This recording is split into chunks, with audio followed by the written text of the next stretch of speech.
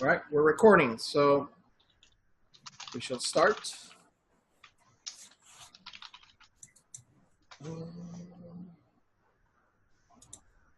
It's not showing on the right screen. Give me 1 second.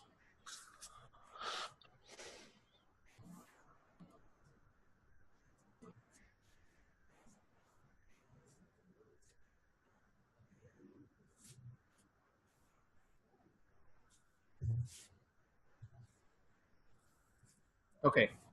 Can you see the slides now? Yeah. Yep, carry on. All right, great.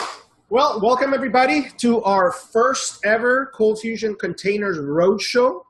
So we're very, very excited for this roadshow today.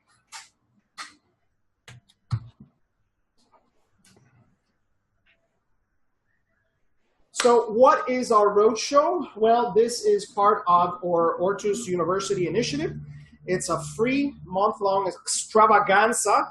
We'll have several blog posts, around 2 to 3 a week, surrounding our topics, which are containers, and more containers, led by the Ortus team and community leaders.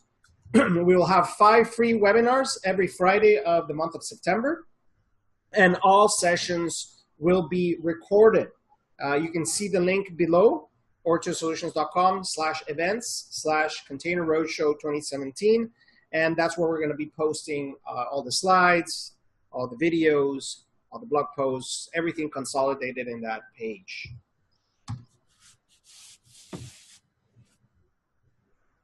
So why a roadshow? Well, we want to obviously give away a lot of training for Ortus University for our community. We need to catch up as a community in terms of containers and new tooling and modern Cold Fusion development. We want to demystify the container technology for the CFML community so you can actually run, code, and deploy with Docker today. So we'll be showcasing all the different tools that we've been working on, all the different techniques, a lot of tooling, not only box stuff, but a lot of tools surrounding the container community so you can actually develop through containers. We are professional open source. So you can check out our Ortus University training page at ortussolutions.com/learn. So you can actually find out all the different training availabilities that we have, not only in conferences around the world like CF Summit in Munich and CF Camp, in Munich, and CF Summit in Las Vegas this November. Our support, architecture, infrastructure, code reviews, application development, and of course you can become a Patreon and help us support doing all this type of free training for you guys at patreon.com/ortussolutions. So thank you for helping out. Checking out the schedule for the webinars starting today. My old friend, amigo, Mr. Mark Drew, will be presenting today. He's an amazing presenter, has his own company called Command, which is amazing as well.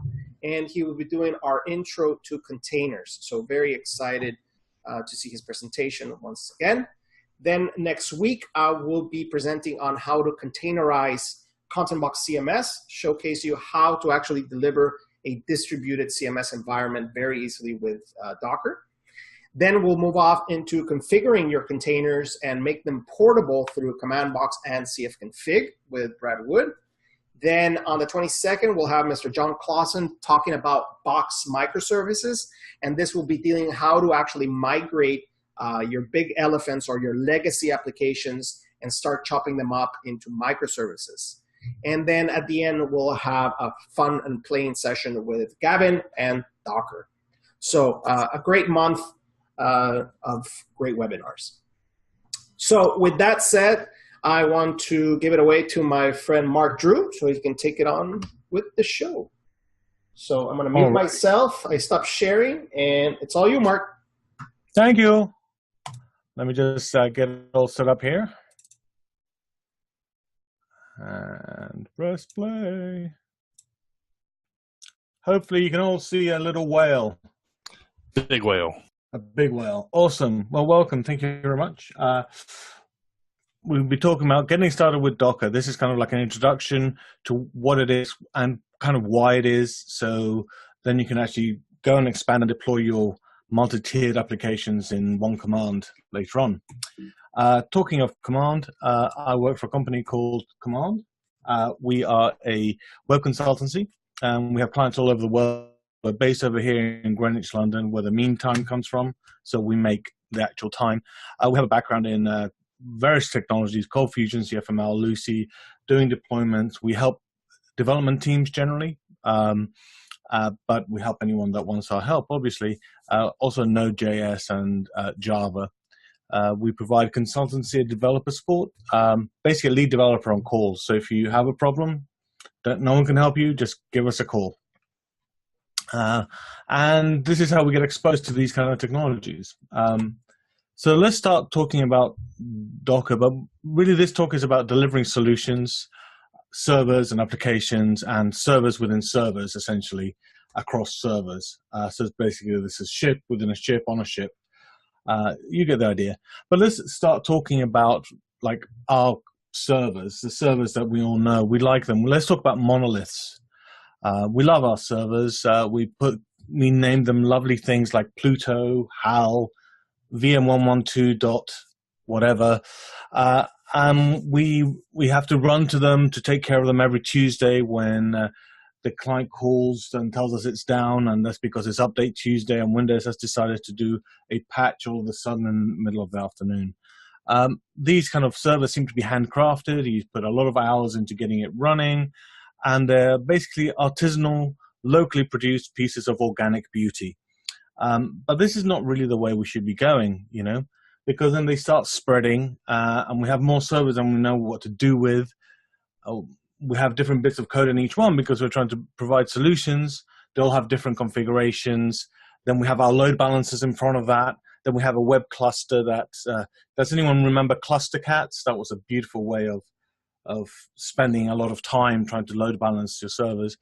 Then we have, let's say, a thumbnailing server or database servers, an indexing server, and our little Mongo cluster, because obviously Mongo can only be about 9 servers minimum. And then there's that Windows server that no one knows if it's being used, but we better keep it on just in case. And of course, we have to lovingly tend to all of them. So things can get even more complex than that.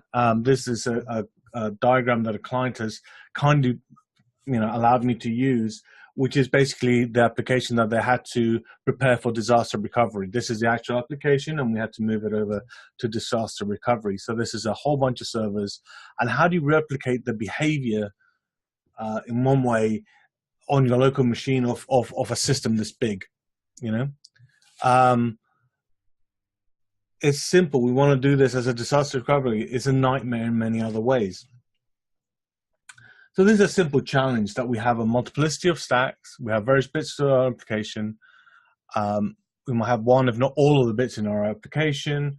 And we also have different environments where we're going to be deploying this stuff. So we've got like a database, maybe a queue, an analytics database, like our API endpoint, which is a server that just does the API.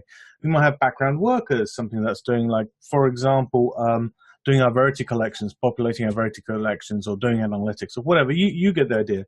And then we have to somehow deploy these in different environments. For some reason, the poll has just popped up onto my screen. So I beg your pardon. Let's just throw me that way. And then we've got like different bits of hardware that we're deploying these things onto. So we then get a kind of matrix of instructions, right? So you get a contractor that's got to work on one part. So you've got a static website that will be deployed to the development VM. Then you've got the QA server. Then you got like the single production server or the cluster. Then you've got the public cloud, whatever. So you've got different instructions that you have to do. And this is actually, if you start thinking about it, this is an analogy to a problem that's occurred in another sector. And that is the cargo transport. So before the 1960s, if you had a piano in Lima and you wanted to get that piano to New York, you had, a problem. You went and got some guys to come over up to your house, grab the piano, gently move it out onto the street, put it onto a truck, and maybe build a specific box for it, and then move it to a ship and very carefully put it onto the hold of a ship, along with, let's say, a barrel of coffee, or however they store coffee. Maybe some bananas were like piled on top of it, and all of that was very manually and carefully taken over to New York, and this wasn't good, because you got a piano that smelled of coffee and bananas arriving in New York. Maybe you could take some pigs over there as well and chuck them all in there. And of course, the whole transit from your house in Lima, Peru, all the way to New York, downtown New York, and into your sixth floor walk up, you had a variety of different transport methods, right? And I know I'm not doing this justice, but you can understand how complex that got. And so this was, again, a matrix from hell. How are you going to store your barrels of raw petroleum and do them and deliver them via train, or store them, or how would you have to pick them up and load them onto ships and put them in factories and store them in factories before you use them? So this is again a matrix from hell that was actually sold by the Intermodal Shipping Container. So this is a standard container that is loaded with virtually any goods and stays sealed until it's finally delivered on site. It can be loaded, stacked, transported efficiently over long distances, and always follows a standard, right? The first international standard was in the 1930s, but it became more modernized in the 1960s. And they also had this format called reefers, which are actually chilled containers. So you can carry your bananas at a certain temperature, but in another container you can have, let's say, your avocados at a different temperature, and they arrive in perfect shape, ready to be, to ripen on site, so to speak, or ripen en route, if you can maintain the temperature. But I digress. But we can see that a container is a standard container that can be loaded with virtually any types of goods until it reaches a delivery. So that's the idea. And in between, it can be managed by somebody else, the transport companies. And this is similar to code. So if we look at like our application, we can put it inside somewhere. We're responsible for the contents, for the piano, for our code, and it's portable, and it can be manipulated in standard formats. It can be carried around, moved around in standard ways, right? And it can be run on any platform. So that's what Docker does. It eliminates the matrix from hell. So how are you going to deploy a static website to your development VM? It's a Docker image, right? Because it's only doing your static website, the web front end, and you can put all these containers together as one package. So this is my beautiful image, because this is what all developers look like. So why do developers care? Well, because you can build once. Once you've got your system working in a Docker container, you don't have to worry about how it gets deployed. It's a clean, safe, hygienic way of running your environment. You don't have to worry about missing dependencies or modifying your machine to run something. The other day I wanted to check out something, Django library. I can't even remember what it was, and I got into this dependency hell. I started looking at what else I had to download, and then I was Googling errors, because I'm not a Django developer, right? And I'm sure someone in the audience going to go, well, that was easy, you just had to twiddle the thingy. But if I can actually just go and get a Docker image and run Django and then point it to some code, and that's it, right? So I've got a window over my notes. And therefore you reduce and eliminate the concerns about the compatibility of your code, because you can manage that environment very strictly, and you can deploy that. And why should sysadmins care? Well, because they know how to configure and run these machines, and I don't have to give them a checklist of how to deploy, whether the SSL keys are here or whatever. And we're separating the duties, right? They are responsible for deploying your code in a container, and they can scale it up, and the standard ways of doing that to test it, and you can use it in different environments in the same way. So To reiterate, Dan, the developer, yes, he has a name, worries what's inside the container, the code, the library, the package manager, etc. And Sarah, it says Oscar, the ops guy, but actually that should be Sarah. And she worries what's outside the container, right? She worries about which ports are accessible, logging, monitoring, the network config, all those kind of things, and how the life cycle of a container. So whether you start, stop, attach it to a bigger volume or on things like that, right? But there's still the same thing. We don't have two different ideas on one side, like Puppet on one side and Vagrant on the other. We are still talking about exactly the same thing. So say, well, that's a brilliant idea. Don't we have that already? We have this idea of VMs, but a VM is actually copies a whole operating system within it. So they're not very light. They're like a couple of gigs, right? But Docker containers are actually isolated. They use the server and the host, but they have like just the libraries and executable that you need, right? And each one could be different, but they share a whole bunch of the kernel essentially, right? And it means they're much faster and they start up much quicker, and you can move them around. The other nice thing about containers is that you can layer them. So you can say, hey, I am using a Alpine Unix, for example, which is a very tiny Linux distribution. And on top of that, I'm going to just have this, and then you can have another layer on top of that. And when you download it, you just have small layers of change that can be stacked. You don't really have to worry about too much of that, but it means that when you download or update, not everything needs to get re-downloaded, right? And the Docker ecosystem is basically you build an image of your stuff, right? Which defines how your system's made up using a thing called a Docker file. The Docker file will have certain basic commands. One of it will be, the initial one generally be like who's contributing it, maybe a description, and you might put a name or from, and the from defines it's, let's say, from if we're doing Ortus's solution or you're using Lucy, you say from Lucy 4. So you can say, go and get me Lucy, and now I'm going to start configuring other stuff to it. So I don't need to worry about any of the other parts, right? But once you've built that container from your Docker file, you can now put it to an image repository, whether it's a public or private one, which you can then download and run. And you can make it accessible to other people or, in fact, systems, right?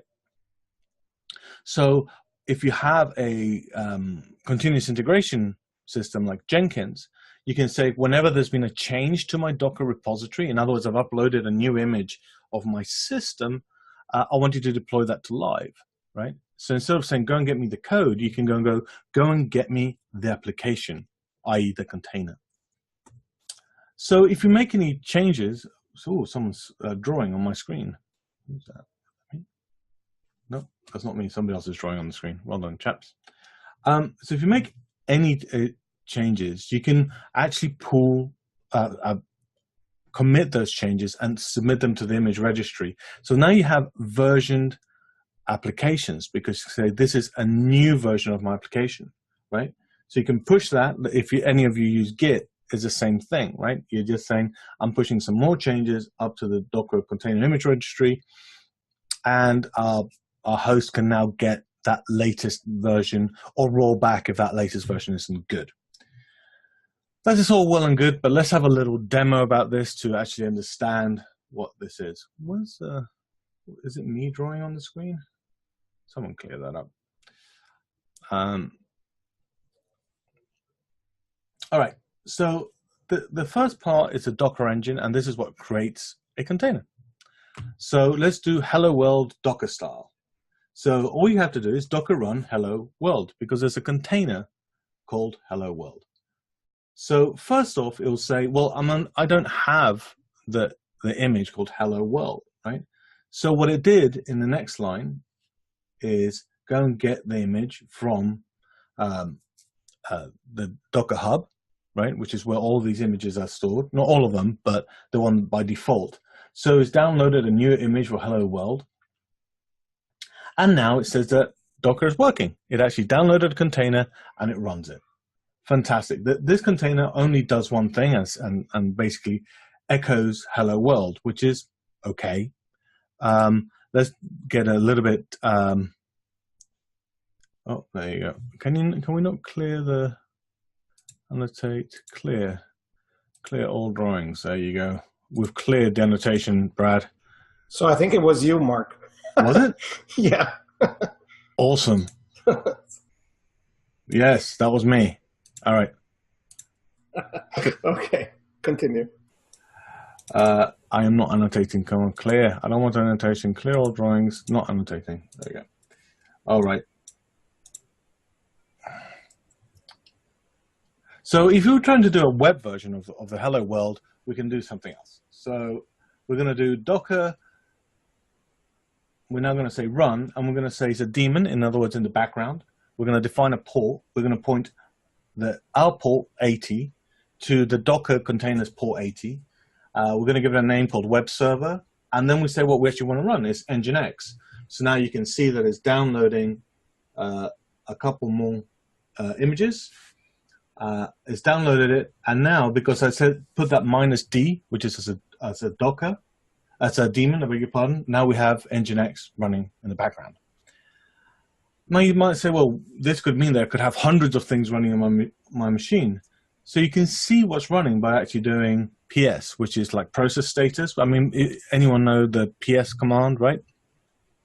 But if you use Docker PS, it will show you, and here you can get it's not wrapped very well, but you can see that the initial line, oh, I can do annotations.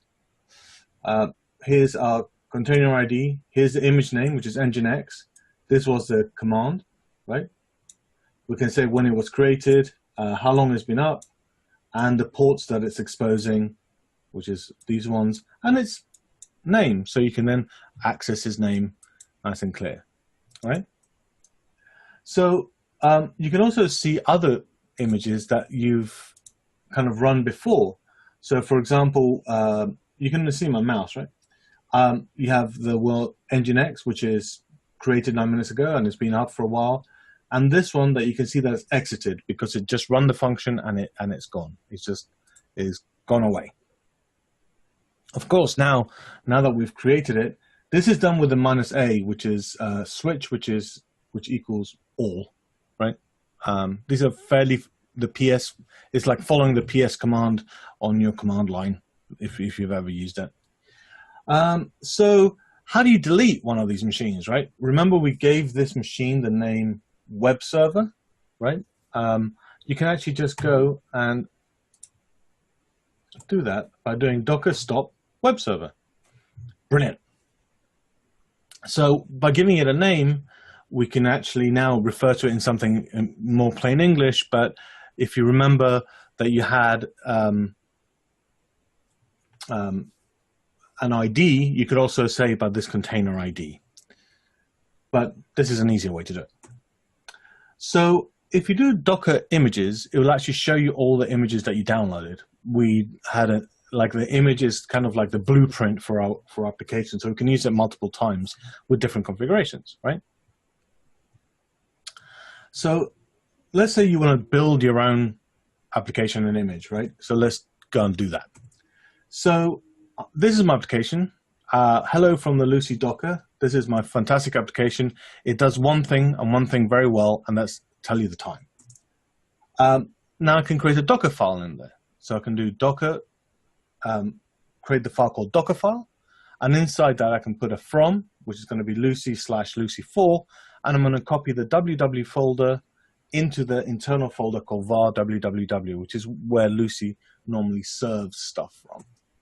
So if we now build it, we're going to do Docker build. We're going to tag it, give it a name called My Lucy App. I'm going to build it from somewhere. So that dot is like from my own thing. So there you go. It goes and pulls all the different layers that makes this container, right? So the operating system, maybe Sun, maybe Java, Sun's Java, I mean, and then it might be downloading Tomcat and anything that it needed as different images. So now it's doing our build, and it's built, and you can see is successfully built a container called O4 whatever, right? Now, if we went and had a look at that, you can see, if you wondered what was in the Lucy/Lucy4 Docker file, because that's what I want to get from the Docker Hub, right? You want to get that other one. And you can see at the bottom here is the URL from that. But you can see it's a little bit more complex. But again, it's inheriting from the Tomcat 8 with JRE8. You can see the maintainer. Oh, I'm going to see if I can use this fancy schmancy thing. Where's the right?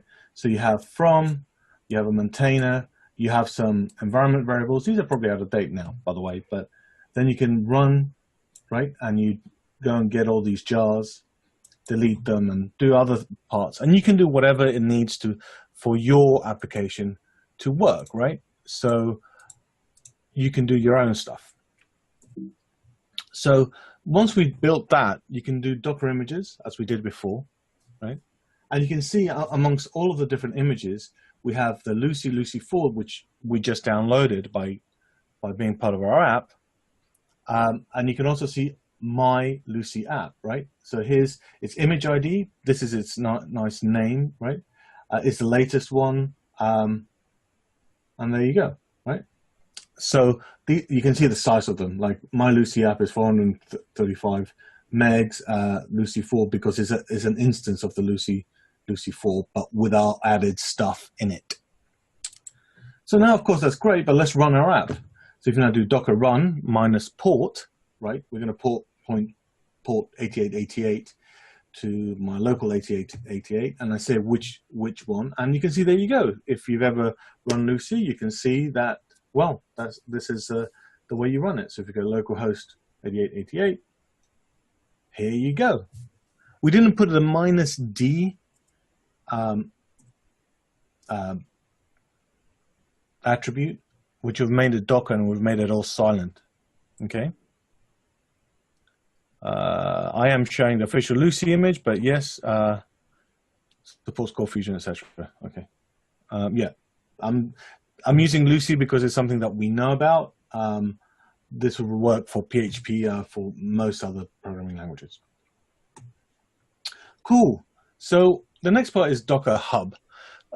So basically, you saw that I referred to it, but basically the Docker Hub is a couple of things. There's a cloud-based registry service which allows you to link to code repositories. Think of it as GitHub, but for your containers, essentially.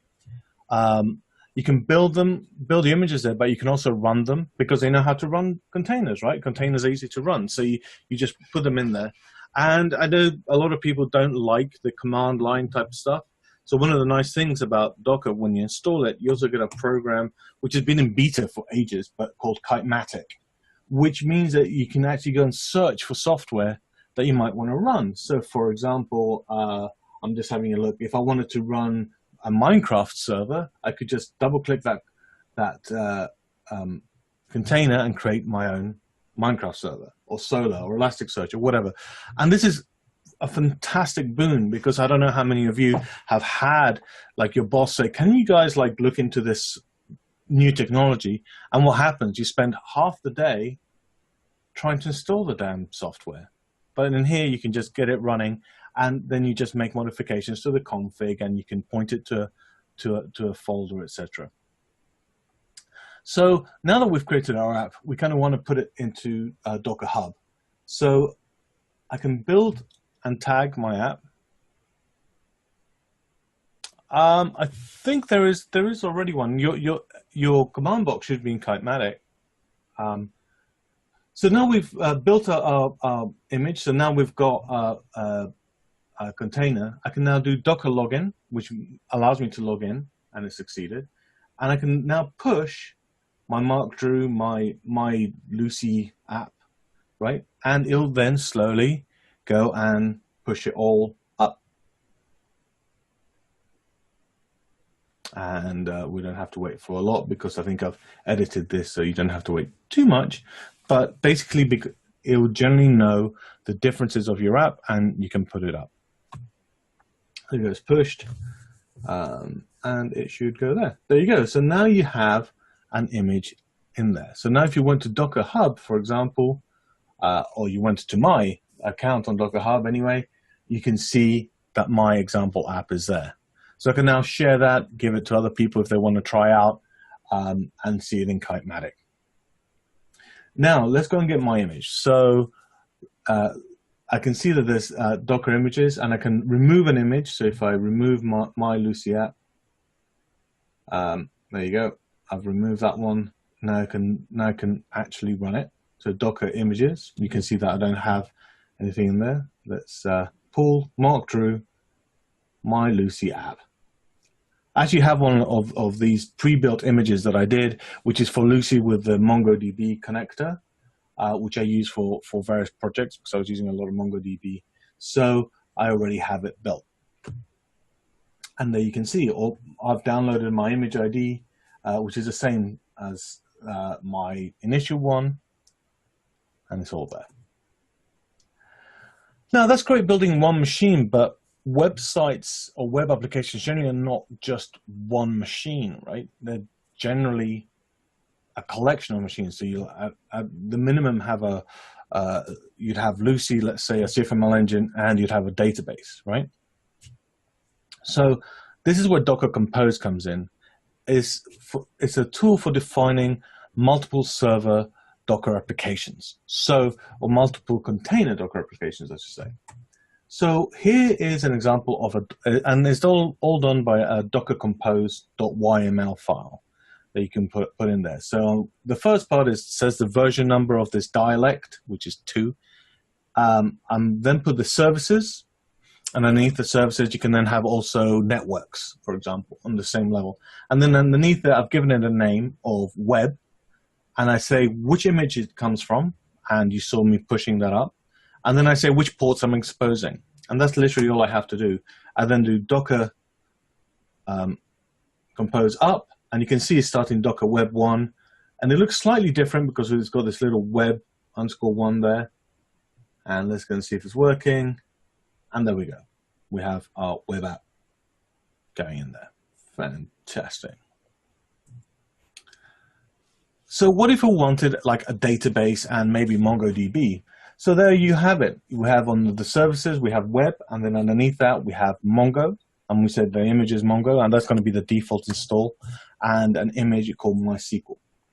The interesting thing to take away from here is that web, Mongo, and MySQL at this level, time for annotate,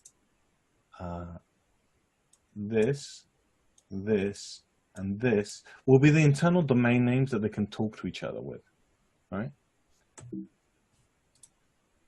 So now if we run it, so if you now do Docker Compose up, it didn't have Mongo, so it's going to get that. Doo-doo-doo.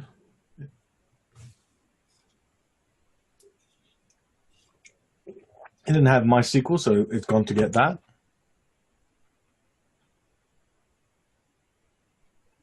And Brad, I was just thinking that maybe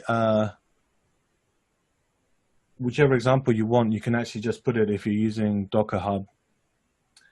And there we go. So we've now started up our web application that has basically a database. It's got MySQL, and it's got everything else. If we want to connect to it, I don't know if you know in CFML, you can actually put your data sources as code. So basically I put it in the application.cfc because I don't want to be doing any admin. Obviously I keep it very, very safe by putting a blank password because no one's going to guess that. And now we can do an example. So for example, I'm going to do hello, this is the output. We're going to see if we can connect to it and get some database names from it. And again, you do the usual thing. You do a Docker build. So we've built the app. We've pushed our Lucy app because our compose file is getting the image from there. Now we can do Docker compose up. And what we get is, we couldn't connect to it. So the reason we couldn't connect to it is because we needed to say a couple of things. And here's a couple of little tips of what we can do. So first off, we can say that my web app depends on Mongo and MySQL, right? Also, MySQL needs a password and default database to be created, and you can do that with environment variables, which you do by environments. The other part here is what I'm doing so that I don't have to keep on building everything else. It'll build a Docker file because I've said build dot. But if I put a volume, I'm now pointing this folder to this internal folder there in the container. Just asking for MySQL, did it get that remotely and the most recent version? Yes, because the tag will be the latest.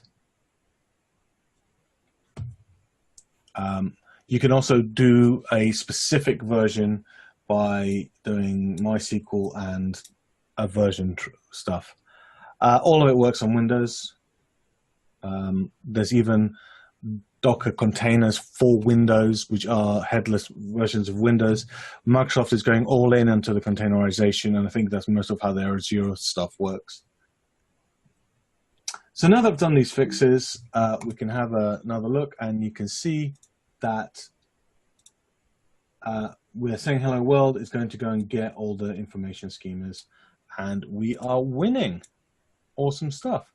Now, how many people have tried to do load balancing? It's so much fun, isn't it? Clustercats was the magic, but now, you know, we want to actually load balance our application a little bit, right? So how do we do that? Well, there's a nice HA proxy image, right? So if you've heard of HA proxy, we're going to say what we're going to do is load balance the web. We need to put a volume to keep the socket open, right? So it knows where it is. We say which ports we're going to point to it. So we're going to point 9090, and the rest remains the same. So that was it. So now we've pointed. There was no other configuration. Most of it's by default. So you can now do that. And what I'm going to do is put a little comment here so we know which server we're going for, right? So they'll have an address. So great. So now let's start that up. Docker Compose up, right? So it starts up all the different bundles, all the different services, and there we go. So you can see Web 1, etc. It's all going. Come on.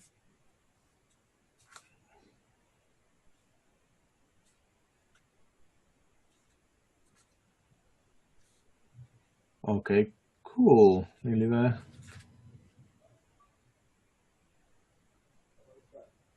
So we can see that if we go to localhost, what was it, 9090, you can see that I'm hitting one server, right? And now it's starting up again, and we have one server. But what I can do is now scale that. So I can do Docker Compose and then say the scale. And what we're going to scale is going to be the web application, and we're going to have 5. So now you can see that it's starting up Web 2, Web 3, Web 4, Web 5. This is another instance of Lucy running there. So now keep an eye out on this IP, which is what we're putting out. And it takes a little while because they're all just starting up. But you can see that each time we hit each one is now added it to the cluster. And there we go. We're doing round robin load balancing. Now we can resize it. Oh, you can see now we have all of these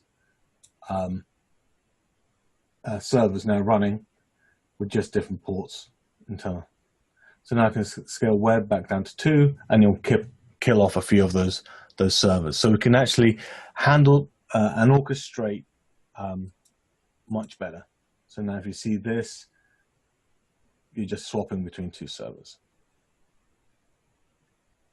Cool. So the idea, now you have this idea that you have your app and you can scale it and you can have multiple instances. The next part is Docker Swarm. Now Docker Swarm is to how you manage your clusters. So you have a description of your application. So this is your application being carried through. But now you can load balance that across various servers that you say they're part of your swarm. So you can now scale and that will orchestrate where to create the containers to where it's got different capacity. And they don't have to be in the same physical location. So, for example, you can have some in DigitalOcean, some somewhere else, and you have a cluster manager that will be managing where all your stuff will start getting deployed to, right? So that's essentially Docker Swarm. There's a lot more detail, but it's way out of scope for this presentation. And of course, you can't have anything that's containerized without having the word cloud in it. So Docker Cloud is a hosted service that provides both the registry, which is what you've seen, the hub, and testing facilities for different images. So you could, on the moment that you push an image up, you can have things happen. So you can say, go and test that it does its own thing, that it runs, that has tags, etc. So you can have the health of your container, monitored by Docker Cloud. For example, you can see all of my different containers that I created, and they're all there, and I can just create instances of them. I can run them. I can see how well they're running. I can see whether it should auto-deploy the new version, and it handles all of that. There are many other orchestration systems. This is Docker's own, but of course you might have heard of Kubernetes. There's also Rancher and various different orchestration systems that allow you to either deploy or to manage stuff. You can also do like team management, so people get notified, and developers are going to be doing things in there. Some questions from Thing.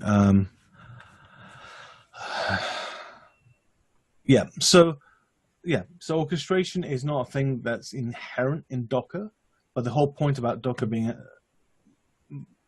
little boxes means that, and the same way that you manage them means that you can create orchestration services as many people are doing, right? And this is what Docker Cloud is for, and what Rancher, and there's a whole bunch of other ones which I'm failing to remember. So it's been so since it started in March 2013, these stats are probably way out because I need to update them. It had 100,000, 200,000 pulls, lots of stars in GitHub, and it's been used everywhere. And in fact, I think most people are now turning this, throwing away their vagrant ideas, giving Docker configs to people, and it's a much easier and lighter way to do it. There's thousands of Dockerized applications. I said Lucy's one, Command Box is the other. That then means that you can have Core Fusion or whatever. And of course, systems like Jenkins, and if any of you have used Jenkins, you can actually do a lot of stuff with that. So you download your image, a container, and you can run tests against it and then deploy that, and Jenkins knows all about this. So if you want to learn more, you can go to docker.io, obviously. There's loads of documentation in there. There's very specific documentation about the Docker file and the Docker Compose file, and you've got tutorials, etc., etc. And there's loads of information there. You can go to a meetup and learn even lots more, or you could be doing this roadshow for the next 5 Fridays. You'll be learning loads and loads more. I'm at Mark Drew on Twitter, so if you have any questions, you can throw them on there or throw them into the group chat, or tweet at Docker.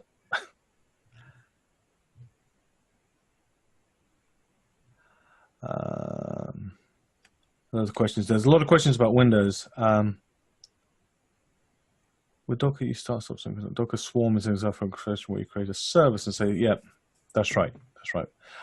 Does Docker support running on WSL rather than requiring VirtualBox? I think so. Just check the latest version of. There are lots more images running on Windows that are Windows specific that will run fine on Windows. But anyway, thank you. My name is Mark Drew. You can take a picture of that if you want to follow me on the Twitter. And yeah, thank you very much. I'm trying to stop the share. Where's the share? Awesome. We can just handle questions for a few minutes if you like. Yeah, sure. I just can't find my mouse to move the chat. So. Do you want me, should we stop the recording or should we record the questions? Yeah, record the questions. Why not? Yeah. It's knowledge. I'll activate a couple polls as well that may pop up. We're still figuring out how that works. All right.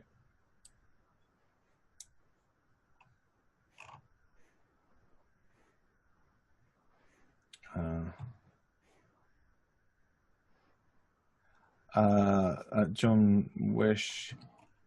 Yeah, one of the things that I showed is that you put a -v or you put a volume. You can attach a local hard drive volume. So if you're doing development, you can have like your Cold Fusion server in a Docker container that's looking at your local volume, right? So you can do it for development, so you're not having to rebuild an image every time.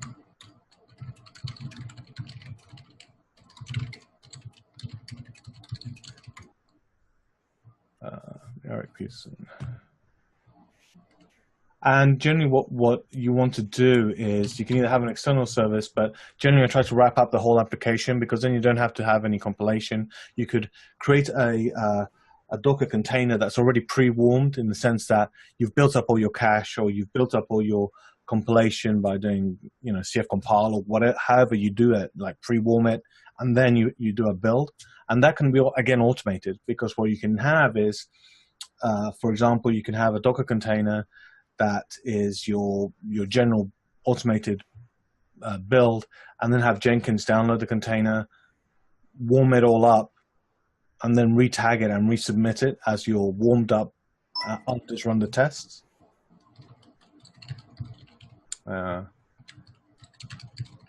How did I auto-connect the MySQL without using Lucy admin? I used in the application.cfc, you can actually put in all the details about that. If you use Lucy and you go into the administrator and create a data source, at the bottom you actually have like the code that you can put into your application.cfc. So you can either copy that and put it right in. So therefore you can then go and delete it from the admin and no worry about the admin anymore. So what I tend to do is have a lockdown version of the admin and stuff that doesn't even allow you to go to the admin. Or you could use something like cfconfig, which is another project by these lovely Autus guys, to define a file saying this is my configuration, put it into my container. There's also a safe mode in the command box image that if you activate it, it'll remove access to the admins as well. Okay, great. Just an environment variable. I haven't caught up with all those bits.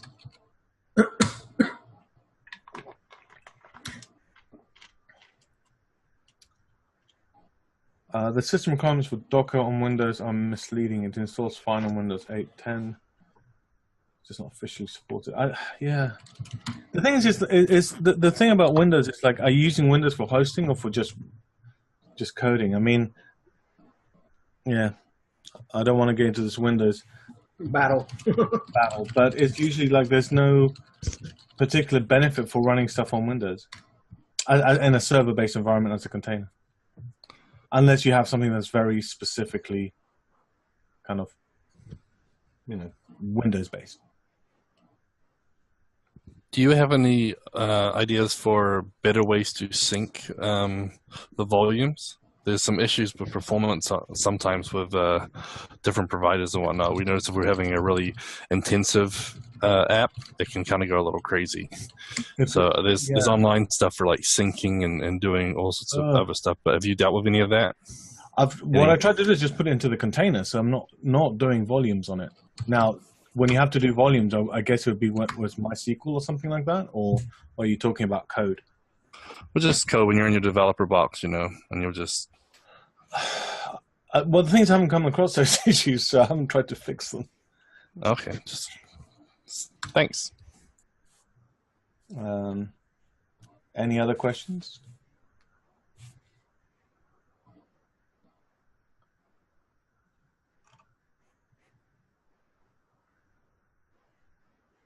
Cool.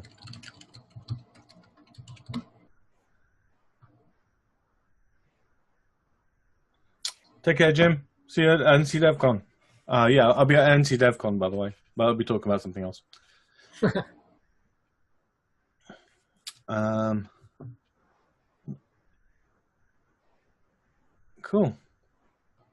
All right. Well, thank you, everyone. What would someone use Windows over Linux? I have no idea. Not for hosting. I mean, Windows. I use Windows, OS X, and Linux, and I use them in the right place.